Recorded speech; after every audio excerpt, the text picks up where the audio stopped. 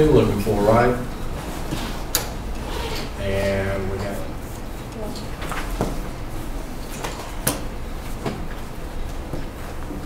so I guess the consensus is we're going to do an online final in here. Okay. I'll make the definite dates and times next week. Also, we got our final in 3 to 2 on Friday at 8 o'clock in the morning. I'll be here 2 weeks from today. But I'm going to tell people, remind me to tell them next week that I'm also doing the final on Tuesday at 12:40 or 12:30, whatever it is. And if they want to come then instead of Friday. Okay. Since there's not that many in 3 to 2, we'll be in 209, so I got plenty of room for people to do that. But if you have a 12:40 class, then we'll have a final at that time. So if you don't have a 12:40, just, huh? I think that's a Tuesday. Is it a Tuesday or? Yeah.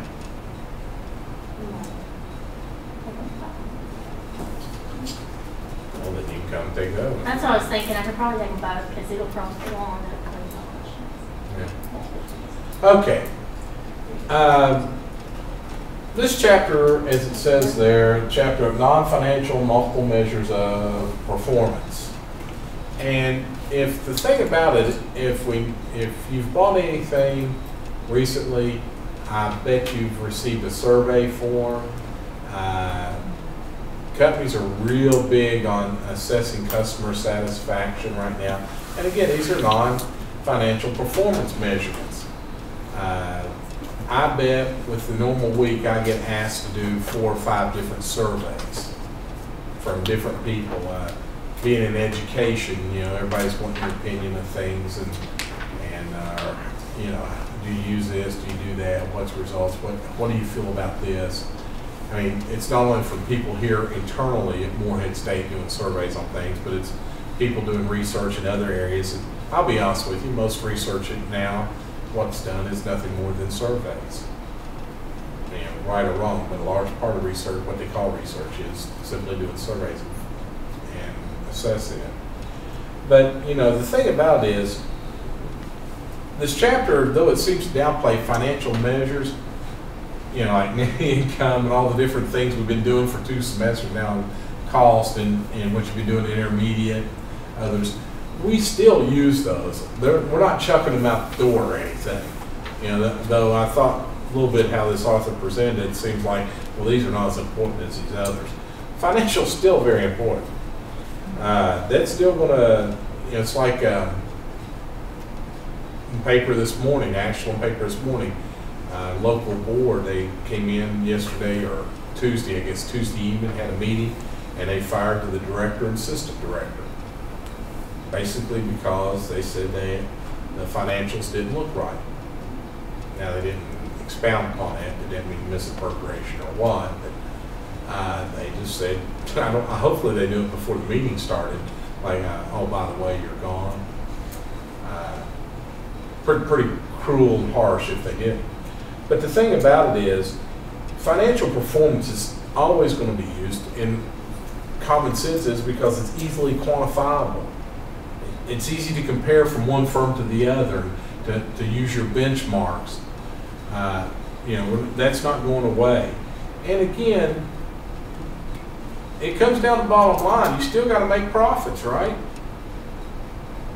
And if you're a nonprofit, we still got to try to get the biggest bang we can for our buck for the amount we're using, right? Should be what we're trying to do. And by the way, if you're listening to the debate, I like to listen, going back and forth here to Ashland. I listen to a lot of talk radio and things. But it's like the sequestration, whatever they call it, you know, where they cut the budget. And they're arguing now as guys, it could have been done better, cut in different areas to minimize the pain to the public. That's the big debate now that we're going over. But again, you know, how was it handled would be a good question. How did you go about cutting this budget? You know, you got the financials, you got to cut this much. What process did you use to evaluate where we're going to cut? You know, so some of the stuff we talk here can be put in areas other than for profit industry. You know, and again, Financial measures are used. Why? Guys, if you don't make a profit, net income, management's going to be replaced. I mean, that's just the way it is. Like I said, bottom line, you still got to show a profit. And we can do all kinds of things we want to do. We can do all this nice and neat and frills and, you know, put all the bells and whistles we want on it, as we say. Still got to make a profit. Any way around it. Now, again, there are some problems we do have with just strictly using financials. And the book does do a good job identifying those. You know, like it says, sometimes they're not very useful in coming up with what's the cause and effect there. What is the cause of our operational problems? You know, again, we just went through a couple chapters of variances, right? This is where variances, we can use financial numbers to help guide and direct us, but we still got to go out and use other techniques to come up with, well, why are we having a labor efficiency variance? What's going on here? You know, is it because we're taking too long on coffee breaks, or, you know, or is it that we got faulty equipment? You know, like I say, I remember I was supposed to be a trainer for SPC, Statistical Process Control, years ago, when it was a real hot topic. And I'll never forget, we toured Gates Brown, I think was the name of the company. And some of y'all may know it down in Elizabethtown. I don't know if they're still there or not, but at that time, they supplied the hoses and the rubber connections to the Ford plant in Louisville for the Bronco 2 and the Ford Rangers, what they were making then. Yeah, again, we're talking over 20 years ago. Yeah. But that Ford plant I know is still there, so I assume Gates Brown is still their vendor to them, supplying it. And this company had adopted SPC because Ford made it. Ford was the one that really pioneered this in our country. And sad to say, it's a system that we taught the Japanese in the 40s and 50s, and they came around and kicked our butts with it by the time the 70s rolled around, the decade of the 70s. And in the 80s and 90s, we were pretty much playing catch up. We've caught up now. Our technique, quality control is what we're talking about here. And the thing about it is, I just remember touring that company. They used to have a strike every 3 years. They had 3-year contracts, and they had not had a strike in 8 years. And they said, I asked guys, are you going to have one next year? He goes, nope, we won't. And I just basically said, and we were touring the factory, and they would let us stop and talk to the workers. We could stop and talk to anybody. They said, we don't care, we have nothing to hide. And I just remember I talked to several employees, and I just basically said, okay, what's the difference? What's going on here? Why are you not striking? Why is there no issues? Why is company morale all so much better now? What's changed? And I'll never forget one answer this elderly gentleman told me, and it really struck me, because statistical process controls, it's really a communications tool, even though the word statistics generally scares people. But people with 6th grade education are doing second derivatives, and they just don't know it. We just don't tell them it's calculus. And they're doing it and have no problems with it. But the thing about it was, this gentleman said, well, they listen to us now. And I said, what do you mean? He said, look, before I had a problem with my machine, and I would tell them, and they wouldn't do anything about it. Here I was producing units that were defective. And there was nothing I could do about it because my machine was defective. He said, now when I tell them, hey, this machine's out of balance, it's not right, he said, within the hour, we had people here looking at it, getting it fixed. And so again, that's a non-financial measure. And you say, well, what do you mean? Well, to him, to the people there, it meant that their opinion was worth something. And that management listened to them and took that into account. So that's a sort of a way, how that they were able to focus in on, well, what's the real problems here? We want a quality product at the lowest cost. Well, who better to know what the machine's doing than the guy operating it, or the lady operating it. And so that what they were using, they're using X and Y charts. X and R charts, I guess you should say. But again, all this person knows, well, I measure this, I do this, I divide it on the calculator, and I plot it here. But again, management reviewed it. And by the way, those tables and stuff, if Ford requested them, Gates Brown had to produce them to guarantee that they were making a quality product. So it wasn't something just frivolous. Very much important. Now, the thing about it is, coming in just from a strictly financial debit and credit point of view, that would be hard to find out that we got a defective machine. It's not going to show up on our income statement. Well, inferior product sooner or later, but it may be too late by the time it starts appearing in our income statement, right? Again, notice that we normally do our financial reporting on a monthly, quarterly, or annual basis. It's too long. It's too long when we got problems. We want to get in and fix it now. We don't want to wait. If you've got issues and problems going on, they tend to multiply if left unchecked. And so by waiting to see that it comes out that, hey, what's happening? Why are our customers leaving us? Maybe way too late. So that, again. And also too, most people in an organization, most of them, they say many, I say most. Most people in an organization don't see how what they do translate into financial results. Well, that's the income statement of the company as a whole. I'm just a little cog in this wheel. What I do is not important. Well, I can't tell that joke. But I'll clean it up a little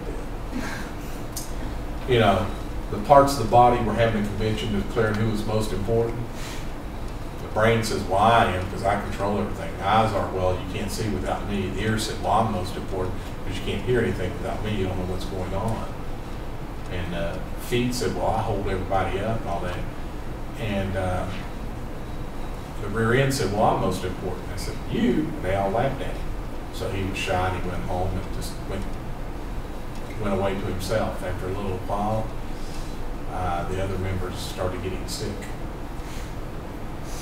Got to have voice removal. So who's the most important? Now you say, and it's a facetious thing, but again, in organizations, we tend to look at the key people as being the top people and all that. But if you ain't got the right people underneath you, it's make or break time. And I'll be honest with you, here, I usually, around Christmas time, I always give the secretary a gift. And I do during the year, sometimes if I go somewhere on a trip, I'll bring the secretary back. Why? Who do you think protects me when something comes up? And something's got to be done. I'll make, I don't want to drive an hour over here just to do one thing. I'll call and say, hey, can you take care of this for me? And, oh, yeah, sure, no problem. And it's not because I gave the gifts. It's because, they're nice people here, good people, and we try to help each other out. But you want to recognize the people below you. And I'm not saying they're below, but just on an organizational chart. You take care of them because that's who's going to make or break you.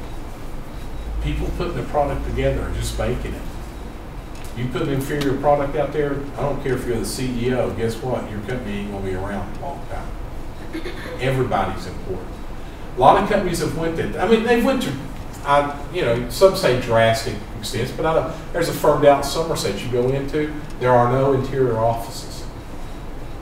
All they have is those little dividers, and they don't go all the way up. So nobody, even the president, he doesn't have a called office. They have one front door that everybody must go in and out, from the janitor up to the president. The idea is we're all in this together, we're all working together. And I know it seems, a little facetious, whatever. But the idea is, look, everybody's important, and we want to understand that we need you to do your job. If you don't, we all fail. And it's a little contrite little thing, but it does get conveyed across. And they all take the same lunch time, same amount of time when I'm speaking. They all eat in the same lunchroom. President here's trying to do that. He comes once a week down to ADAC, I think, for lunch, just to talk with students and things like that. But the thing of it is, oftentimes we build up layers and we forget what's going on. We forget what is the main function of our company. What are we trying to do? And so that's why we wanted that we are using some of these non-financial instruments and looking at what is important. What is important in our company? What are we trying to do? We oftentimes forget that. And we do that here. We forget it too. I don't know if I should say it. I'll put it on tape and make it trouble.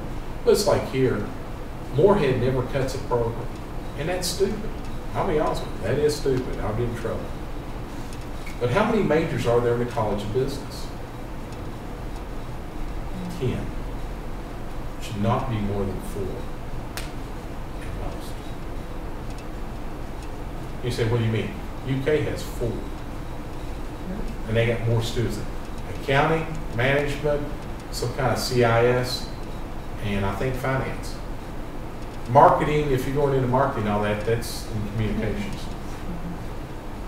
And so you take a, and the thing about it is, when it's even worse if you look at the number of majors. You guys, accounting majors, you're by far the largest segment, College of Business. General business and accounting makes up over 2/3 of all our majors. And so we got 8 programs for 1/3 of the students. That doesn't make sense. That's a wasted effort. And again, if you're one of those majors, I'm not saying it's not important or whatever. But I'm just saying, why not put them under the general business and just say, okay, you can have an emphasis in economics if you so desire. I think you're crazy if you are. I just want to be like economics. Supply and demand, I'll buy it. The rest of it, you lose me when you say no government interaction. I'm going like, please tell me when the government doesn't interfere with our transactions in any place. But anyway, but that's the thing, we just don't do it, and nobody looks at it and says, do we need all this? We come up, well, this is a good idea. We need this program. Let's add it. Okay, where's the resources? We need this program. And it's like, guys, you got limited resources. You got to make some tough decisions. We're not good at that here. We're not. That's a shortcut. And so that's the thing. You got to. What are we doing? And we look at the bottom line on our financials. Well, we got enrollment. We're just trying to get enrollment up, get numbers up. It may not be the thing you need to be looking at only. Again, I'll probably get in trouble. Basically, what we're wanting to do with these non-financial measures, what we're wanting to do is put it, sort of like sticking the nose of the dog into it and saying, here, look, this is what I want you to do. It does direct our attention to what we can control. The thing about it is, like I tell you, guys, when you go out and get a job, make sure your authority and responsibility match up. If they don't, you're going to have heart attacks and ulcers. Seriously. That's what it leads to. If you're held responsible for something you cannot control, you're in a no-win situation. If things go good, you're lucky. If things go bad, hey, you were unlucky. But you had no ability to control it, so why put yourself in that situation? If you can't control it, you can do nothing about it. And the thing about it is, if we're trying to have people responsible for something that they cannot change, who's crazy? What's the definition of insanity? Doing the same thing over and over and expecting different results? Well, the company, if they put, we're going to evaluate you, we want you to do this, but we don't give you the authority to make any changes, who's insane? The company. What are they expecting? So, you want to think about things like that. And, an example there, desk clerk at a hotel measuring performance in terms of customer satisfaction would be meaningful. Looking at, well, how profitable was the hotel, and evaluate the desk clerk over that, it doesn't really make much sense. you know, desk clerk, and with that, by the way, you know, we do want to get, the reason we use these non-financial measures too is that we can get more frequent, more timely feedback to employees about their performance. What are you doing that's right? Or what are you doing that's wrong? Most people will change if you give them, you know, again, we don't want to be Attila the Hun coming in, lopping off swords, firing people, doing all kinds of things like that. I'm not saying that. You know, you want to get good people, you do want to train them and get them to say, hey, look, this is what we want you to do. This is what we're expecting of you. And sometimes, guys, especially in Eastern Kentucky, I'm from Eastern Kentucky, so I'm talking about myself. Sometimes we just got to train people. They just don't know what to do or how to do it, or how to deal with customers. I mean, you watch, what is it, the Food Network, some of that. My wife watches these shows, and I watch it at one lady. There's one show she watches where it's a lady goes into beauty parlors and all that. Shows some of the stuff that people are doing, and you're going, yeah, they wonder why their business is failing. But, you know, they go in and they say, look, this is going to change, and this is going to change now. This is what we're going to do. And by the way, it's seriously, you should, if you do get the Food Network on your cable, you ought to watch some of, I think it's like Restaurant Impossible or something like that, where the guy goes in, they redecorate it, they change the menu and all that, and how they evaluate what's going on. He's using some of the stuff that's in this chapter. Seriously. It's exactly what we're talking about here with how to do things, evaluation methods and all that. But the thing about it is, you know, sometimes we do just have to train people and say, look, this is what I want you to do, this is how I want you to do it. And you can get, with these non-financial measures, we can get better feedback. With that in mind, turn over to page 688 in your book.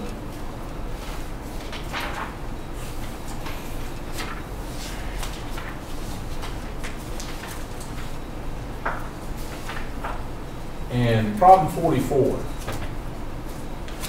It's a short little problem, paragraph. Take a second and read it.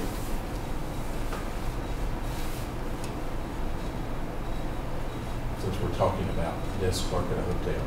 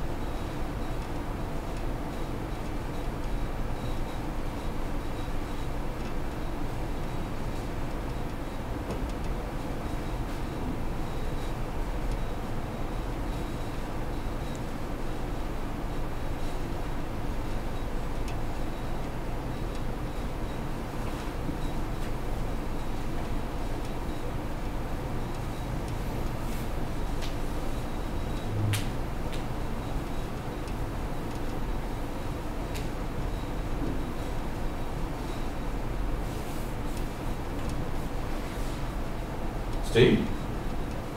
It says, how can policies that allow employees to make decisions help organizations? Well, the ones on the ground level are the ones that directly impact the customer satisfaction. So they know, they have the hand on the pulse kind of to tell what's going on. Okay, I mean, they mentioned what, a hotel clerk or airlines? Yeah, so they can visually see if somebody's upset or... Okay, so they're there dealing with the customer and all that. They want to keep the customer happy. What else about this, do you think? Any other aspects? And others can join in. Maybe the employee can try to feel important. Well, they can feel important, but I mean, think about it with, in terms of dealing with things, the hotel clerk. You know, some things we're talking about might be a cut in the price, upgrades. What's the big thing there? I mean, you're keeping the customer happy, but a lot of times you're also increasing business, right? What are you dealing with? Scarce resource?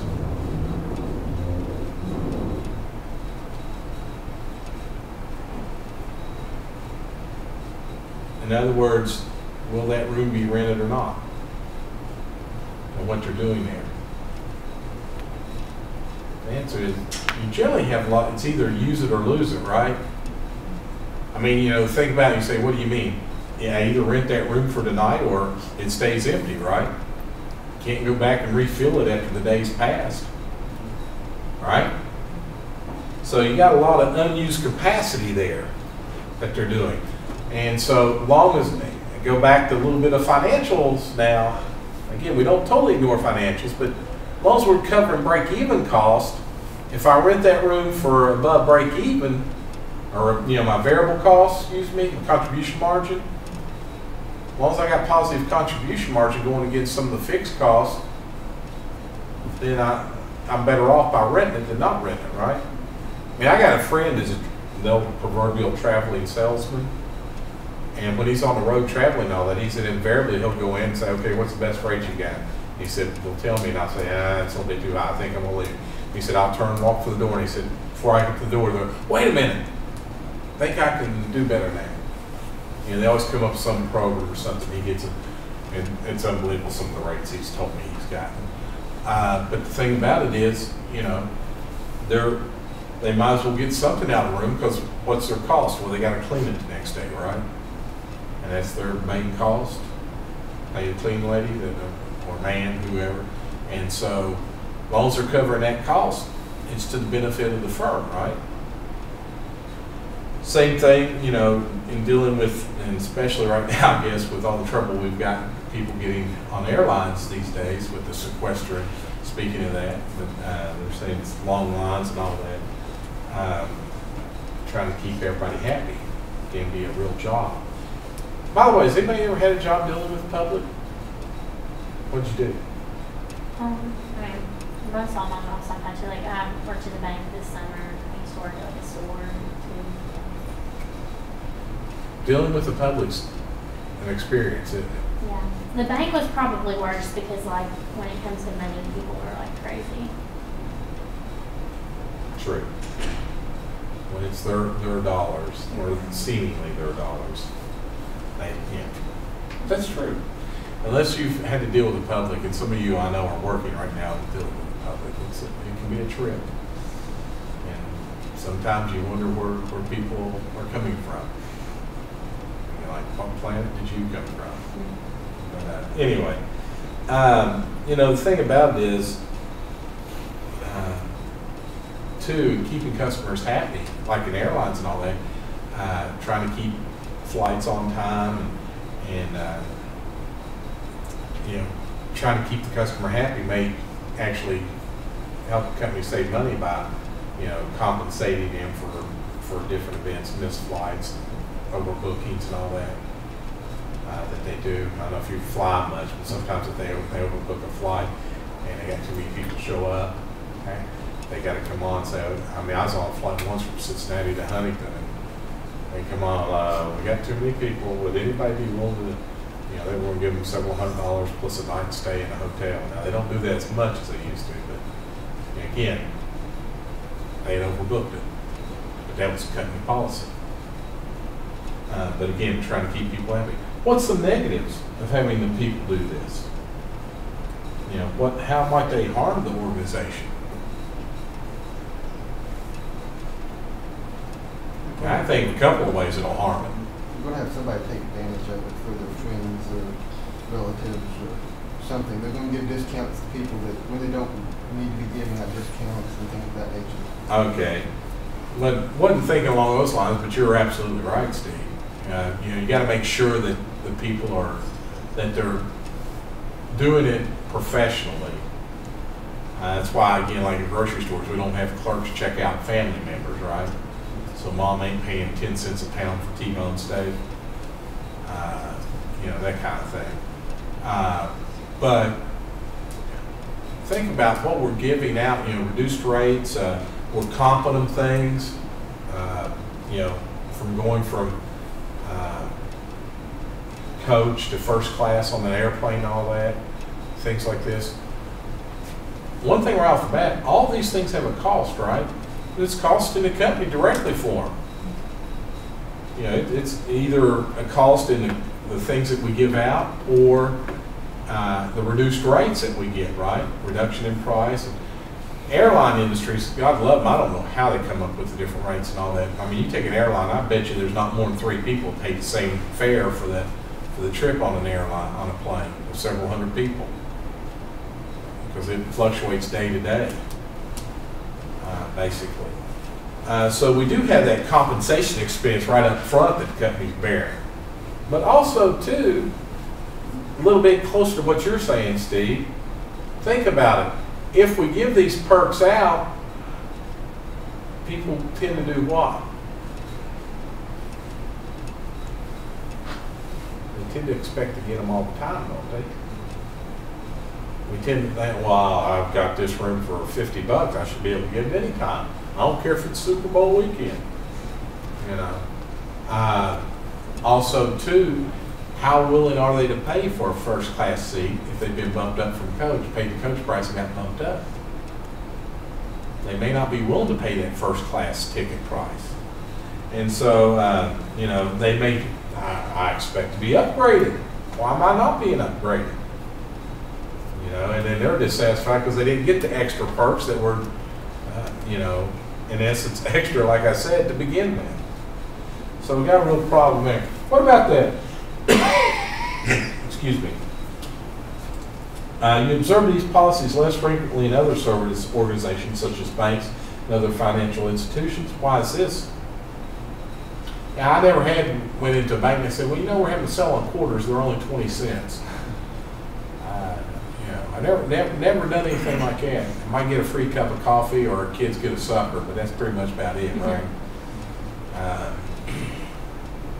You know, why do financial institutions, probably not unlike hotels, airlines, other service industries like that,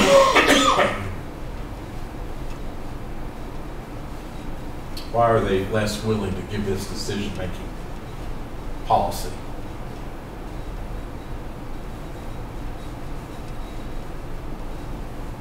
To the desk clerk or to the teller? Why don't they grant it to the teller to let them make decisions? We'll cut your interest rate 4%.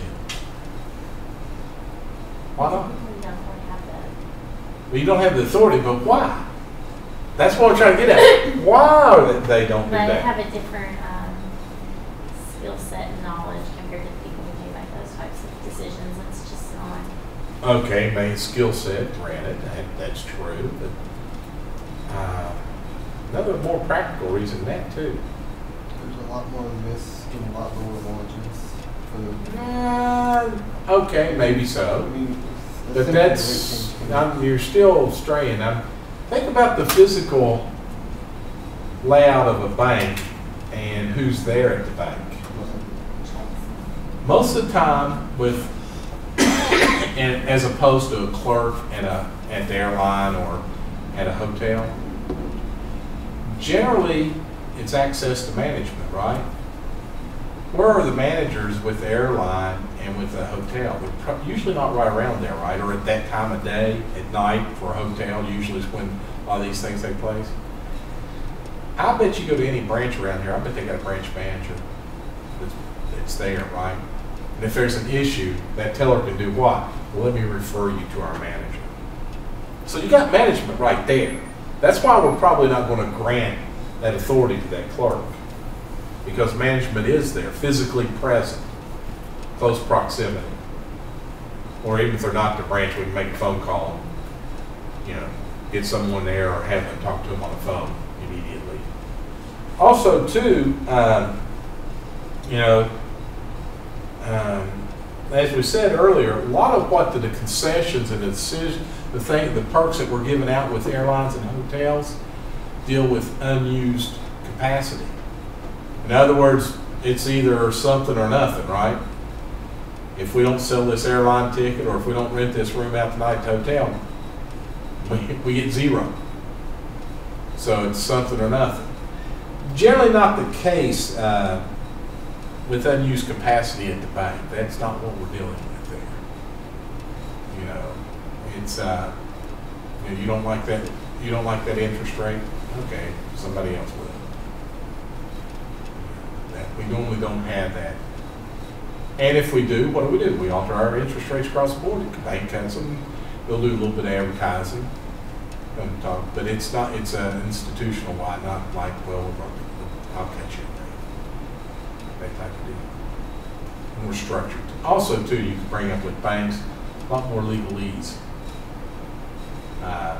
For those that don't, when I first bought my home, and we're talking 1979, first house I bought, I signed maybe 4 or 5 papers at most. I mean, it was a fraction the size of this folder. I guarantee you, when you guys go to buy your house in a few years, it'll be 3 times the size of this thing, papers you're signing. I went through it with my son. It was actually the second house he was buying, but since my name was on the first one, to help him get it when he first bought the house, I had to go there to sign my stuff off too. Yeah, I know he's selling it. No problem. I bet that thing was that thick. It was unbelievable. I mean, we talk about trying to save trees. I mean, you got to sign off on everything. Legalese, we have complicated. The government has put so much regulation into it. So in the banking industry, there is a lot more rules and things that have to be co-signed, signed, and say, yes, we did tell you this.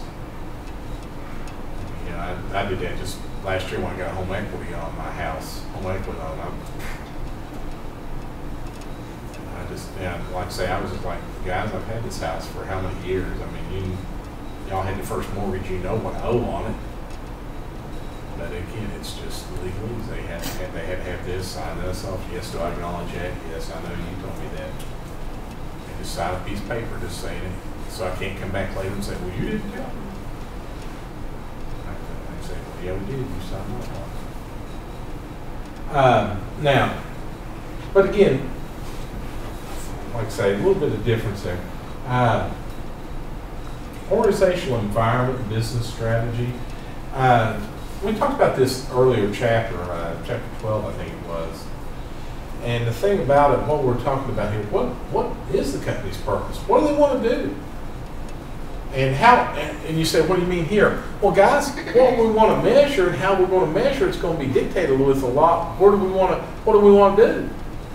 In other words, what classes you're taking now is being dictated by what degree you want. Well, hopefully what degree you want is being dictated by what do you want to do for the next 40, 50 years of your life. And by the way, it's like I was interviewing high school students. One of the questions we ask them is, what do you expect to be 20 years, 5, 10, and 20 years from now? And I always love that 20-year question because, I mean, their eyes roll back in their head. And, you know, I told them, I said, yeah, just think 2033. Well, what do you expect to be doing yet? And invariably, one of them will say, well, I hope to be retired and with my grandchildren. Like, dude, you'll be 38. You know, you're probably not going to have grandchildren unless you got children right now. And you know, it's probably, odds are, unless you hit the lottery, you're not going to be retiring. You know, of course, the committee, as one of them left, had said that. I turned, I said, you know, I love watching their eyes roll back, but I said, has anybody in here stopped and thought, well, we'll be in 20 years? I said, I'll probably be out Rose Hill, you know, in the mausoleum. But it's, you know, like, whoa. Start thinking like that. But again, hopefully you in your personal life, you're saying, what do I want to do with my life? Which dictates what degree I'm going for, which dictates what class I'm. Similar here, what's the company want to do? What's their mission? Where do they want to be? What do they want to do? I mean, you know, and it's more than just saying, well, we want to be profitable, or I want to increase profits 2% this year. You know, that's not a mission statement. And again, that mission statement is, let's verbalize, what are we trying to do? What are our goals? What are our values? You know, who are we responsible to, and for what? And you know, what are our strategies? How are we going to do? You know, here's our plan. This is what we want to do. Well, how are you going to do it? What strategy are you going to use? Again, starting out on a road trip. I want to go to Lexington. Well, how are you going? What are you going to do? How are you going to get there? I mean, I know it's a facetious example, but that's what I'm talking about here, though. And I can't tell you how many times I've run into people, small business and all that, they don't have a clue what they're doing. They have no idea. Well, I'm just trying to make a profit. They have no goals. No has the goals. And again, that's going back to some of that food network.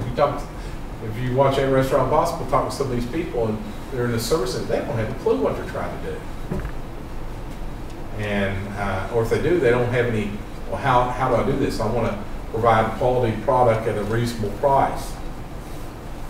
Well, how are you doing that? Well, I just I order the food, and it'll all come together, And that's stopping, trying to think, and put it down. What do you want? And again, for y'all in your life, what are your goals? How are you going to get there?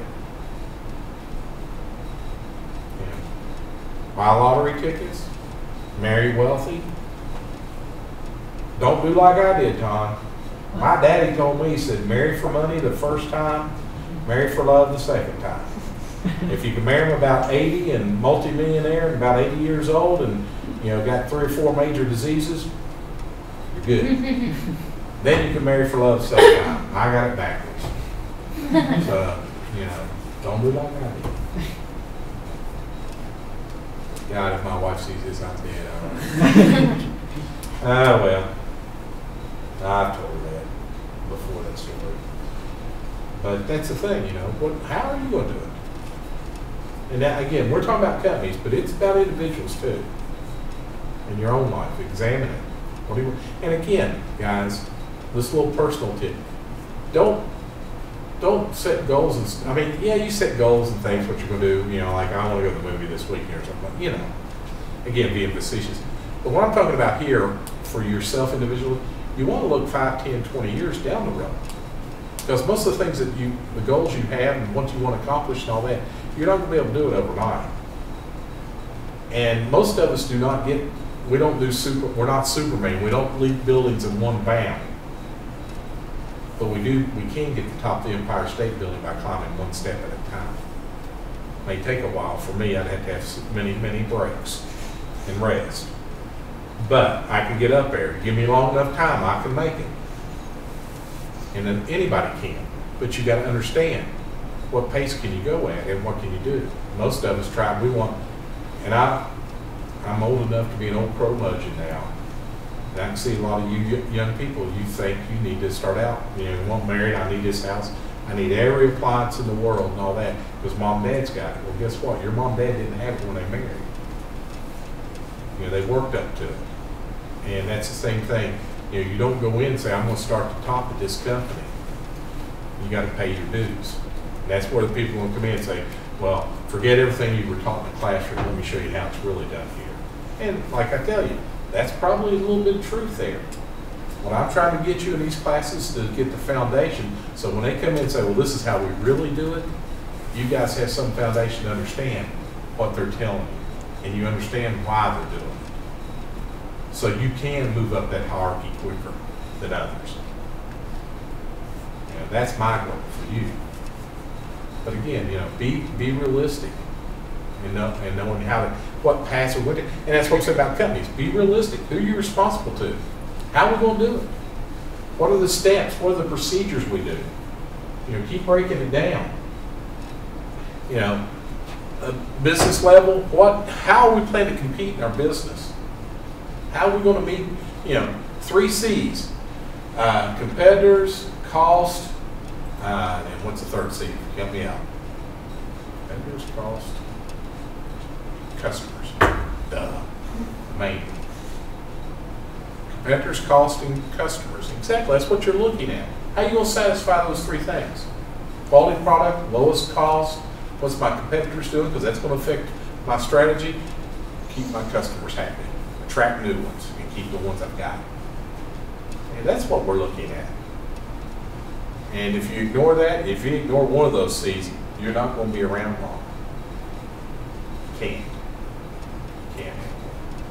Because if you're not willing to do it, one of your competitors will be. And they will take the customers from you. So again, how do we plan to compete? How are we going to do it? And just breaking it down. And again, in doing these, and the thing about it, what we'll look at Monday is when we're measuring stuff, when we're doing these financial measurements and non-financial measurements, what are we measuring? And the question is, why are we measuring it? Because again, when we measure something, remember, you're sending signals out. This is important to us. That's why we're doing it. And guess what? You want to make sure that your employees and the people you're using this to evaluate and all that you're sending the right signals as to what is important to you. We may be evaluating something and sending a signal across that is not what we intended. And we got to be careful about that. Because, yeah, you say that this is important, but this is what you evaluate's over here. And that happens a whole lot of time. And we want to make sure. A little bit of math in this chapter. I know y'all accountants love number crunching. We will get into that on Monday. Have a good weekend.